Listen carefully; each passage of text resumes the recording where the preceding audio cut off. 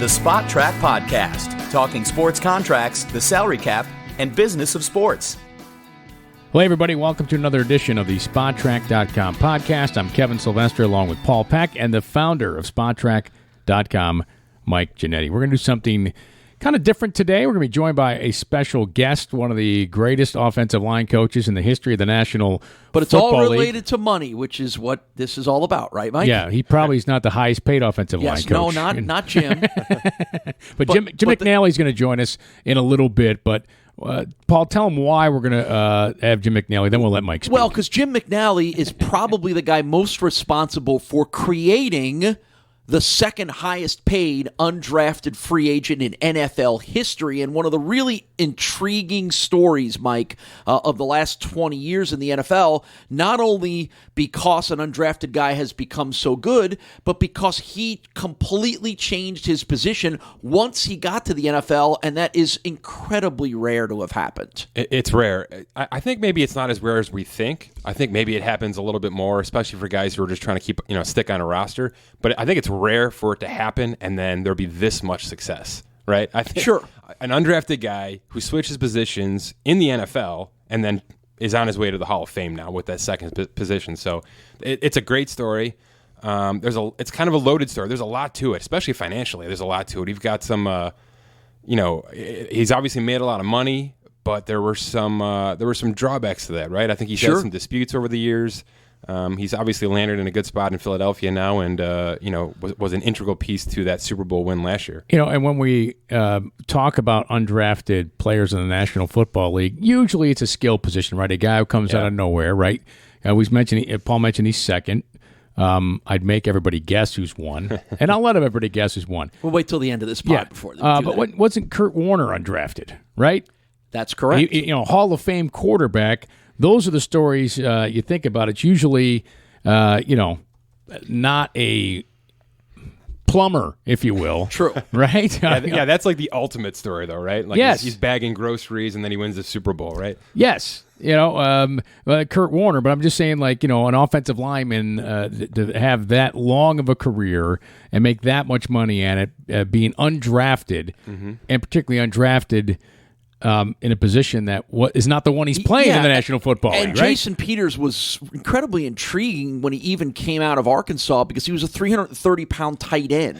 With hands. With 4.8 speed. He was Jared Lorenzen of tight ends. Yeah, but I big. I remember, we're here in Buffalo, and Kevin, you and I both covered the Bills back in those days, and it was a big story. It was probably a story that the local media did more on an undrafted guy than anybody has ever done before, because you're like, look at this guy. And there were highlights from Arkansas of him running post patterns downfield, catching a pass that literally looked like a golf ball in his hands and blowing through tackles. He was 330 pounds, and he was faster than the linebackers and as fast as some of the safeties. So it was an incredibly interesting story, but the problem was they didn't know what to do with him. And that's where Jim McNally came in as being one of the all-time great offensive line coaches in NFL history with the Bengals for many years. Anthony Munoz credits him with making Munoz the Hall of Famer that he is. So, and literally the pet project of Jim McNally was turn this freak 330-pound athlete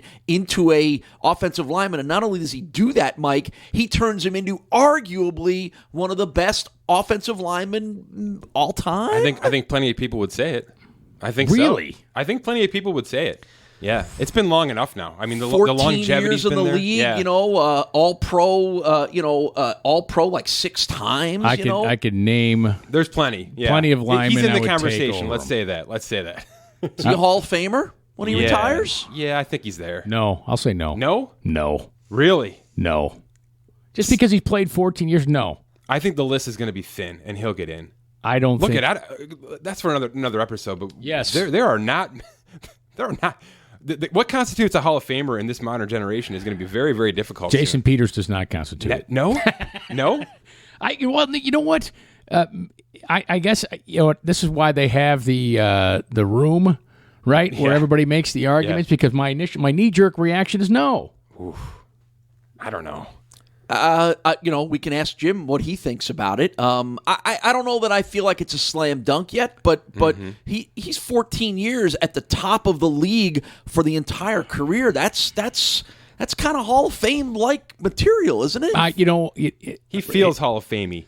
Is Reuben Brown a Hall of Famer? Oof. No. Played pretty much the same amount of years, right?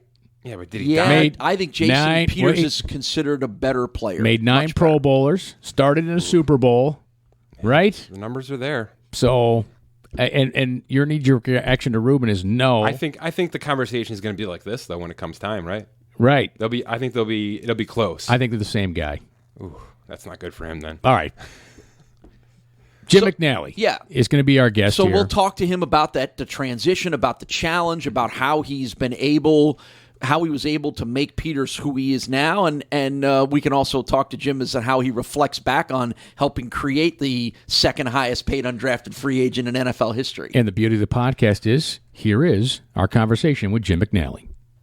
Well, welcome in Jim McNally, who is traveling at this time. So if he's got to run, that means he's missed his connection. But Jim, thanks for joining us here on the SpotTrack.com podcast.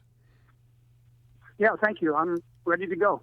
All right. Well, we were talking about Jason Peters, and we were setting up a little bit before the circumstances of here's an undrafted guy out of Arkansas at tight end, converts to offensive lineman, and is having a great career at the tackle position.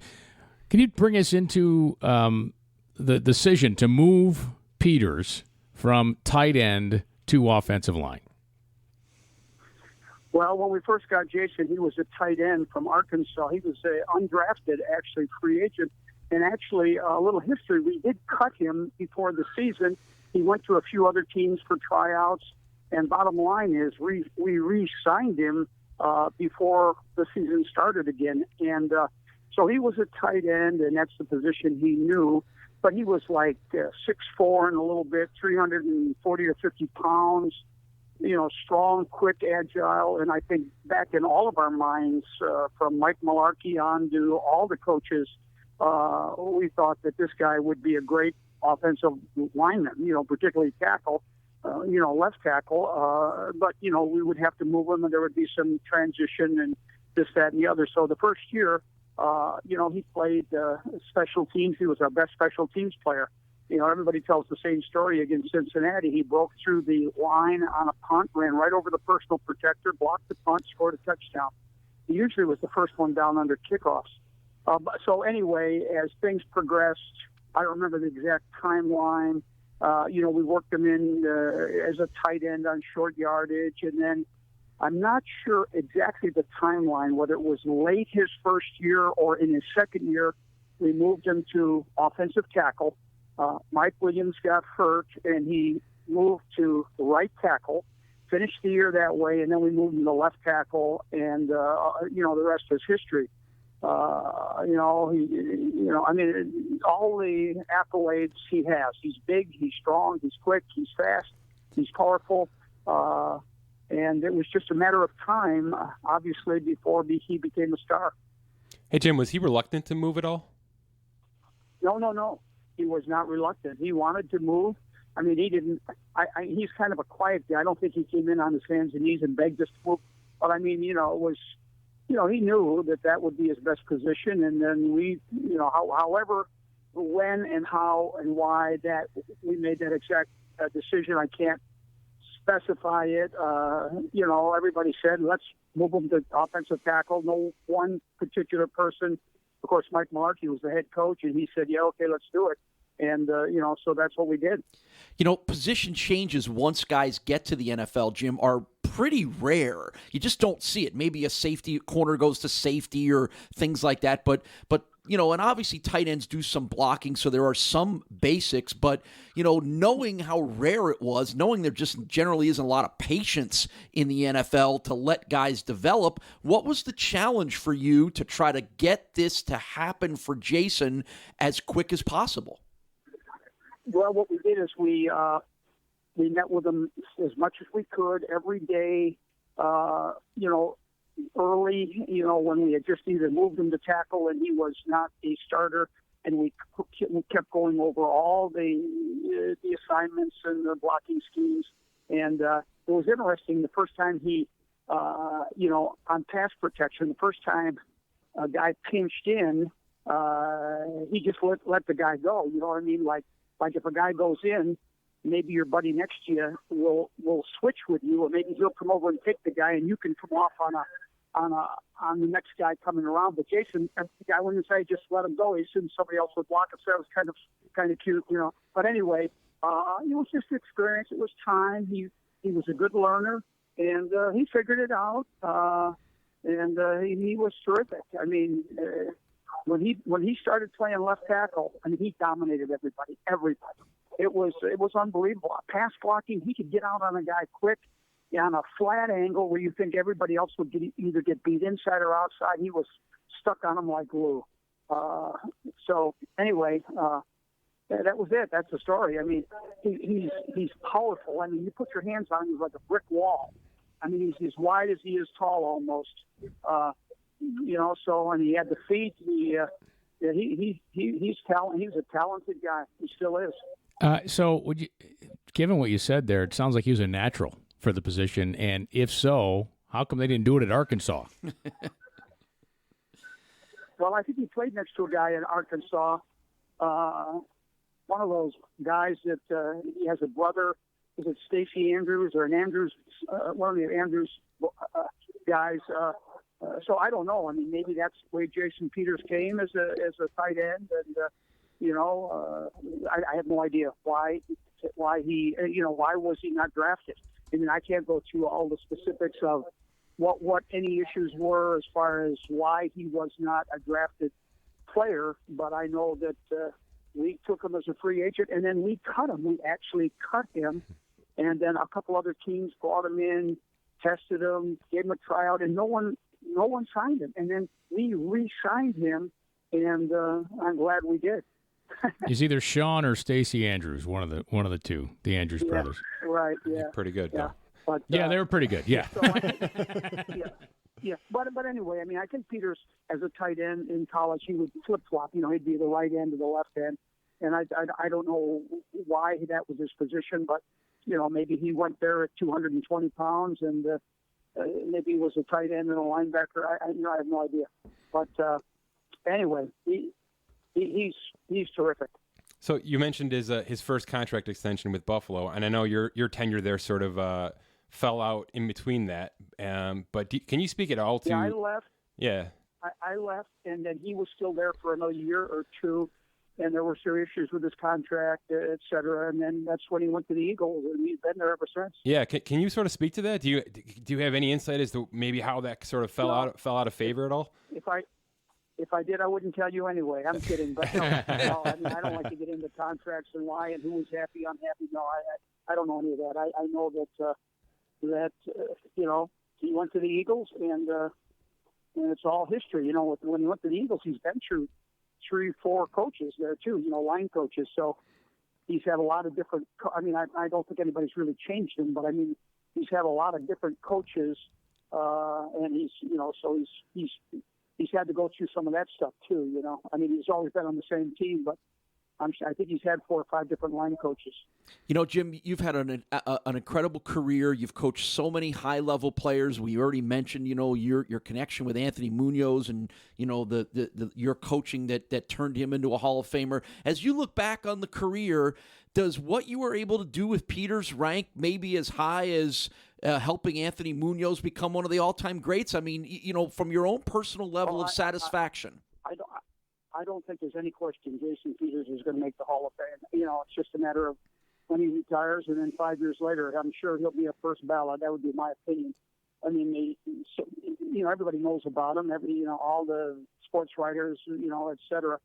I didn't do any more than anybody else would. I mean, I tried to help him convert from being a tight end to an offensive lineman, and he did it. He did the rest. I mean, I don't think there would be anybody else who would coach him any less. I would think I was just lucky to be the guy that had my hands on him so that we could transform him from a tight end to a tackle. Wow, great. I mean, great stuff there. How does he compare to Munoz? I mean, having coached them both, Anthony Munoz is maybe an inch or two taller. Anthony was a big guy. Back he was 6'6", 300 pounds plus. I mean, Peters is 6'4", 350 or 360. He's a little different kind of guy. You know what I mean? Anthony Munoz was a baseball player of Southern Cal.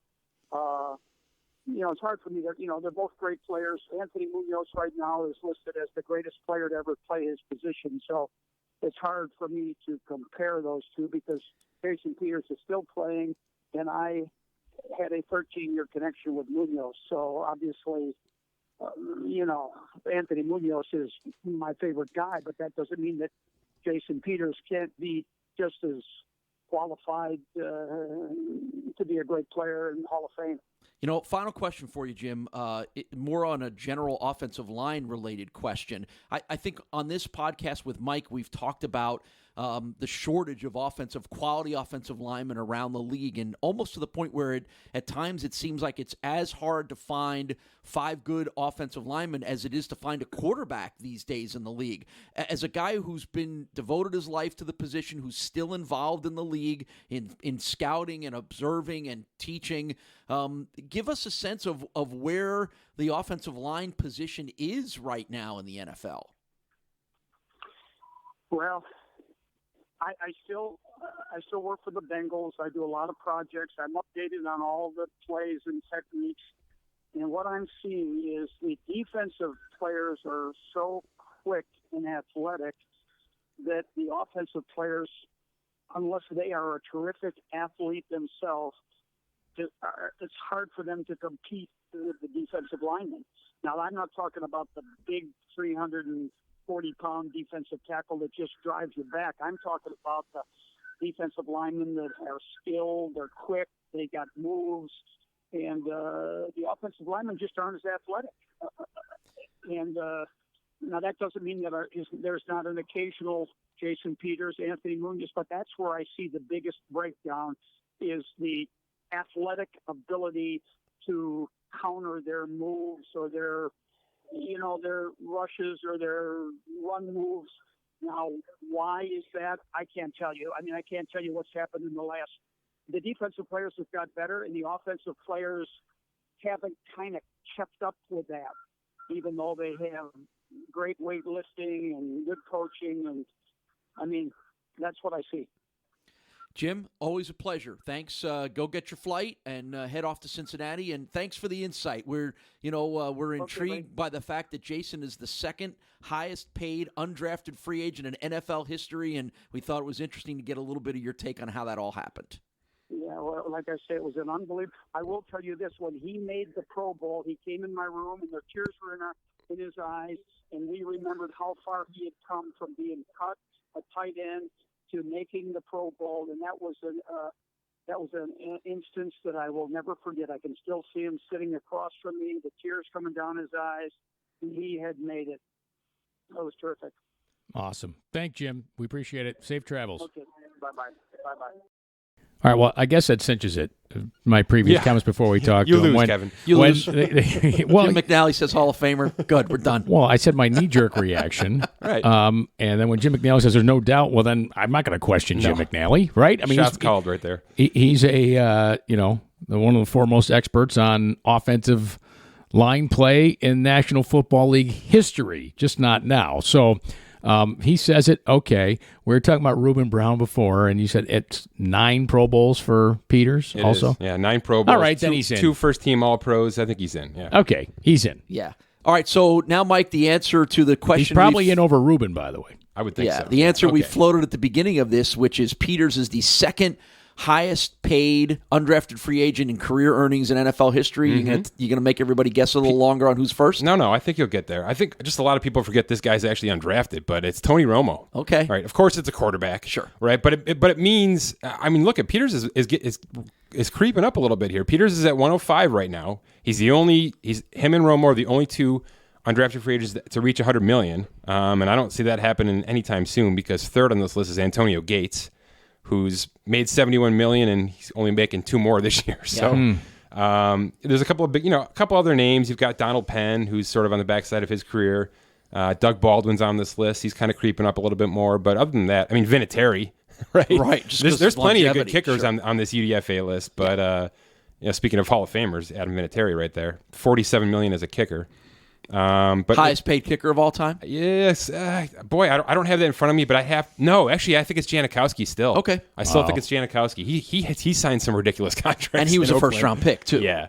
Right. But yeah, it's Romo by about $20 million right now, and then Peters is number 2. All right, you want to know modern era NFL offensive tackles that are in the Hall of Fame? Let's hear it. And there's one name that just cinches Jason Peters being in the Hall of Fame to me. But, Munoz, not really modern era, really, no. but he's regarded as the all-time best, retired in 1992. Jonathan Ogden is going to be on that list, right? Walter Jones. Walter Jones is the one for me that, okay, Jason Peters. If Walter Jones is in, Jason Peters is in. Okay. Yeah. In my mind. Okay. Orlando Pace is in, right? So Willie Rofe is in. And there was one, Will Shields was a guard. Sorry, not a Let me ask you tackle. this: Does being an undrafted free agent help his case? Sure. Yes, I think it does. Absolutely. Right? Because Yes. if you're a first round pick, your assumptions are already there, right? Like this guy's going to be great. But Yes. this guy was an undrafted tight end, right? I mean, I think that's It's I a think if huge resume anybody, builder. any of the voter is on the bubble of the decision, that has to Listen push to this them episode. over. That should do it, right? If his stats compare to Pace and Ogden and Rofe and those guys, then what Peters will bring to the table is this incredible backstory. no question. Did you know that Lou the Toe Groza was also an offensive lineman? I didn't know that. Oh, Hall of Famer. Say that 7 times? Lou the Toe Groza. Right. Who is anything else? Anybody else on that undrafted list that shock anybody, jump out at anybody? Let's spin to this. So I ran some numbers this morning just in preparation here. I kind of wanted to see how the current league sort of stands with that, right? So take a guess. Give me a number. How many Week 1 starters in the NFL were undrafted free agents? At any position. Any position, just across the league. I'm talking 45. I was going to say 6. 193. Wow. What? 193 Starters. Yeah. When you figure, there's 44 in each game. Fullbacks, kickers. Yeah. Well, then there's more than 44 each game when you include kickers. Yeah, I was I'm gonna say, running kickers and the punters, gamut. most of them So are that's- undrafted. Well, the 2 running backs, 4 wide receivers. It's an expanded Okay. depth chart essentially as your starters. All right. So it's a good chunk of players, but that's still a big Do you number. have That's it an by absurd position? number. Do you have them by position? I don't have it broken down like Well, that. we know the but punter. It's going to be kickers and punters. It's more a than lot of likely. special kickers, teams for punters, sure. long snappers because they're never drafted. Rarely, if ever, drafted. Hold on a second. You're talking about kickers, There's a punters, quarterback. There's a quarterback. and long snappers. That's only 3 per team. That's right. Like if everybody was undrafted in that position, you're only talking 6 per game. Right. We had- That's whatever. 100. Right. It's, That's it's 100. about 100, but there's no way not all of them are in that category. Who's the quarterback? The quarterback that was undrafted that started. New team this year. That should help you. Case Keenum. There you go. Wow. Yeah. All right. I was going to say Fitz. Can you make an all-star team? You could definitely. I mean, you got Chris Hogan, LeGarrette Blount. You could do it. Yeah, we could get there for sure. Yeah. Now, and I think what Frankly, that I'm disturbed, and so are all the listeners to this podcast, that you don't have the all undrafted.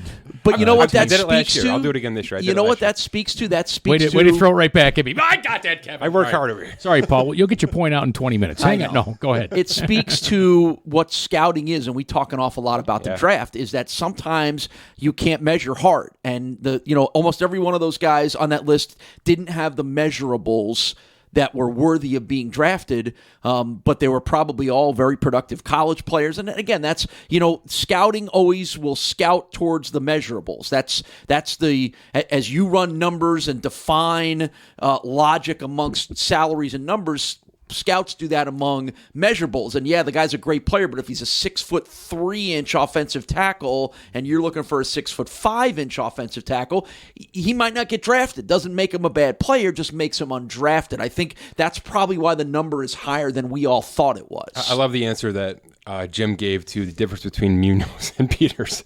Yeah, he's 2 inches smaller. Right. I mean, that's how they think, right? That's exactly how they think. Arm That's the length, difference. Arm length for offensive tackles is a non-negotiable no-brainer to be drafted or not drafted. If you have short arms, you're not getting drafted.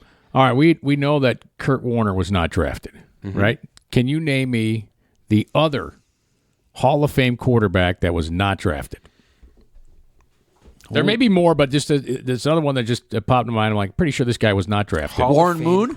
Warren Moon is correct. Very nice. But circumstances had to play in that. I mean, Really? well, he wasn't drafted because he was a black quarterback at a time when black quarterbacks were not deemed worthy of being good, which is why he went to the CFL. Way to go, NFL. USFL? Yeah. Right? CFL. CFL first. Edmonton Eskimos. Yes. Really? Successful yes. for like 5 years It up was there. unbelievable in the Right. CFL. And really, Jerry Glanville and wanting to run the run and shoot at the time, which was an incredibly radical offense, decided that was as close to what he was running in the CFL and brought him into Houston to be as successful as he was. So let's wrap on this. With By the way, why don't you have UDFAs. CFL contracts in Yeah, there? I'm efforting. I get questions for leagues every day. Every day. No, I'm kidding, but that's a serious inquiry you get. They want CFL I get them all. contracts. I get them all. They're a lot better than people think they are, right? In general, Oh, yeah. Oh, Yeah. yeah. The By the way- CFL in the last 5 to 7 years has really raised its level of pay based on their TV contracts to get those guys to. It's a viable career for guys to go up there. It wasn't all that long ago when the guys barely made enough money to even make it work. Do you know? All right, just real quick, just to wrap it up. This and not make this to Warren. I've got a great little CFL tidbit. Can I do that first? Well, no, because I'm going to give you Warren Moon's. If you combine his CFL stats from 6 seasons in the CFL, right, 78 through 83, and you combine that with his years in the National Football League with Houston, Minnesota, Seattle, and Kansas City. Probably forgot he played for Kansas. It's only 3 games. He thrown for nearly 70. It might even be 70. 70,000 yards, over 70,000 yards passing, and he is over 400 touchdowns. Man, professionally. Right. It's I mean, his CFL numbers were 21,000 yards and 144 touchdowns in 6 seasons. And then he went on to play a gazillion in the National Football League. Incredible. All right, so just off the top of your head, who's the best undrafted free agent in NFL history? He's got to be in this conversation. Kurt Warner. More so than Moon. Moon's better. Yes. You got to put Warren Moon Moon's better. above Kurt him. Warner won a Super Bowl and then took another team to a Super Bowl. He's done what few quarterbacks do. He's taken 2 different teams to Super Bowls. Wow. You're throwing Moon away that quickly with those stats? Yes, I am. Oh, my goodness. Well, you know what? Kurt Warner was a winner. Yeah. Warren Moon was not. We're Warren certainly Moon not putting Romo in that conversation. Warren Moon quarterbacked the team that had, in the playoffs, a team down and lost the game. Is Antonio Gates even in this conversation? Of the greatest? No, Kurt Warner. Of all time, me, any position? Yeah, Oh, he's Kurt in the Warner. conversation, but he's not going to be better than a quarterback, I don't think so. By the mere fact that Kurt Warner could bring 2 teams to a Super Bowl as a starting quarterback, to me makes him the greatest undrafted free agent in NFL history. And he won a Super Bowl.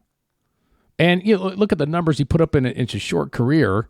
32,000 yards, 208 touchdowns. Man. The guy started 100. debatable. Excuse me. The guy played 124 games. I know. 124 games. I know. Moon played 208.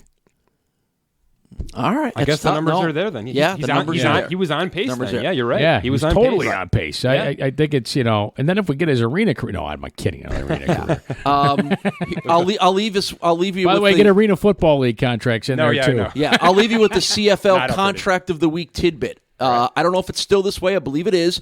I had a friend who played in the CFL, and he said their player contract only requires they be work 4 hours per day. That's actually my contract, The practices and they're only required to be in the building for 4 hours a day because in the past the guys had to go get regular jobs to supplement their income. So the player contract gave them half the day to go get another regular job to make enough money. Now, I don't think it's not necessary anymore because they make enough money, but I believe it's still in the player contract for the CFL. Wow. Does that affect their benefits? I don't know, but this is if you're going to get going on CFL contracts, that's your impetus. They're in Canada. Yeah. They get everything anyway. Free benefits, but the taxes are crazy. So. Yes. Yeah. So, all right, some great stuff. Good stuff, yeah. Thanks to Jim McNally for joining us here on the podcast. Great stuff on the undrafted free agents. A good discussion on Hall of Fame and some more information for you there on the Hall of Fame. If you take issue with any of it, contact Mike. But Oh, a couple things. Here's a great way to contact Mike. Mike's always available on Twitter for you. And make sure you become a premium member at SpotTrack.com. You get all these great tools, ad-free experience. Mike's Total Sum podcast.